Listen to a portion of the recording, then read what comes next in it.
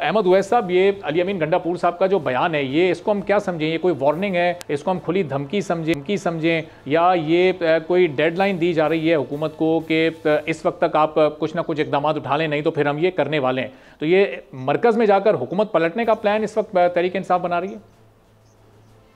बिस्मिल्लाहिर्रहमानिर्रहीम। देखिए,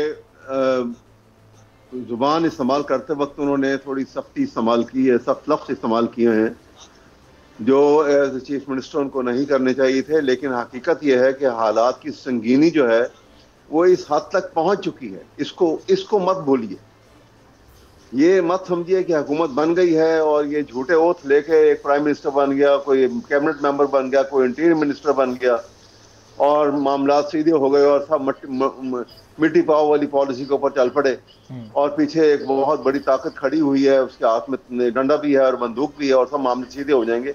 ऐसा होगा नहीं। इससे क्या होगा? इससे नफरत बढ़ रही है, हालात खराब हो रहे हैं, भूख नंग और जो तकलीफ की जिंदगी, एक लोअर क्लास जो है वो बिलो पॉवर्टी लाइन में तब्दील हो गई है और जो मिडिल क्लास है वो लोअर क्लास में चली गई है। इन हालात को सामने रखना चाहिए। ये उनके अल्फाज को भूल जाएं, नहीं करने चाहिए ये अल्फाज। मैं इसकी फेवर में नहीं हूं, लेकिन मैं आपसे ये जरूर कहूंगा कि इसकी संगीनी को कौन समझेगा? एक तरफ जो है वो अगर ये महसूस करते हैं कि जो हमारे पास ताकत बहुत है और हम सब कुछ ताकत के बलबूते पे कर सकते हैं, तो नहीं होगा ऐसा। अवाम को कोई ताकत के बलबूते पे परमानेंटली दबा नहीं सकता। थोड़ी देर के लिए कोई दबा लेगा। दबाया आपने, 9 मई का वाकया हुआ, एक आर्टिफिशियल हंगामा खड़ा किया गया, जितना था नहीं उतनी बात बनाई गई। उसके अंदर पंजाब की केयरटेकर गवर्नमेंट को भी शामिल किया गया, जिसका रिवार्ड दिया है मोहसिन नकवी साहब को। आईजी पुलिस को भी शामिल किया गया उसके अंदर, और वो पुलिस को रोक के रखा गया कि जाए जहां मर्जी हमला करें। करवाया गया हमला और उसके नतायज जो हैं वो अब भुगतेंगे, कौम सारी भुगतेगी। ये समझ लीजिए कि ये सिर्फ एक पार्टी को दबाने के लिए जो कुछ किया गया है, इसके नुकसानात बड़े भयानक आएंगे सामने। मैं ये कहना चाहता हूं कि उस वक्त भी थोड़ा सा एक जज्बाती अंसर मौजूद था पाकिस्तान तहरीक इंसाफ में उस वाक़े में भी, और अब एक बार फिर ये जज्बात की जो शिद्दत इस वक्त नज़र आ रही है बयानिए में भी, अल्फाज में भी, आगे पूरी एक हिकमत अमली भी ज़ाहिर पार्टी ने बनाई हुई होगी। तो जब माजी में कॉन्सिक्वेंसेज इसके बर्दाश्त कर चुके हैं, तो फिर अब इस हिकमत अमली को क्यों तब्दील नहीं किया जा रहा? अगर एक सूबे में पावर मिल गई है तो फिर अब उसको प्रैक्टिस करने की कोशिश कर रहे हैं क्या?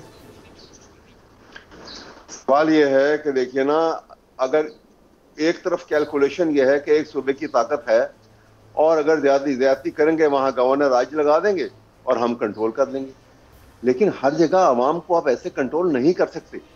पंजाब के लोग और तरह सोचते हैं, केपीके के लोग और तरह सोचते हैं, सिंध के लोग का सोचने का अंदाज और है, इसी तरह से बलोचिस्तान के लोग जो है वहां पे हालात जो है और मुख्तलिफ है। तो एनवायरमेंटल कंडीशन के साथ लोगों की सोच भी मुख्तलिफ हो जाती है।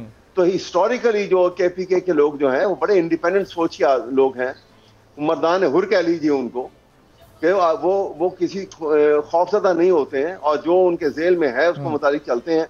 तो आपने वो उस जायज हक से जब किसी को महरूम करेंगे तो उसके नुकसानात जो हैं वो उसको बर्दाश्त भी करना पड़ेगा। देखिए ना, उस वक्त ये कैलकुलेट नहीं किया गया था कि शायद इमरान खान को गिरफ्तार करेंगे। ये एक डिफरेंट एनवायरनमेंट से पला हुआ, यूरोप से आया हुआ है, ये कहीं इतनी तकलीफें बर्दाश्त नहीं कर सकेगा। सब्सक्राइब करें और बेल दबाएं ताकि कोई खबर रह न जाए।